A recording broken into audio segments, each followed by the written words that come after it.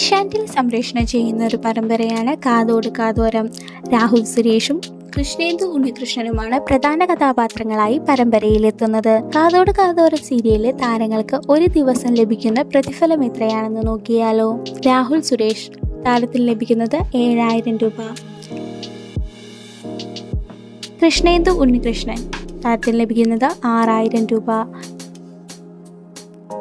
ശില്പ ശിവ താരത്തിന് ലഭിക്കുന്നത് 6,000 രൂപ.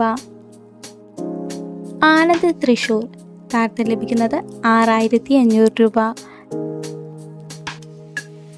താര കല്യാൺ താരത്തിന് ലഭിക്കുന്നത് 7,000 രൂപ. അർച്ചന കൃഷ്ണ താരത്തിന് ലഭിക്കുന്നത് 5,500 രൂപ. എല്ലാ ജോർജ് താരത്തിന് ലഭിക്കുന്നത് 6,000 രൂപ. നവനീത് താരത്തിന് ലഭിക്കുന്നത് 5,000 രൂപ.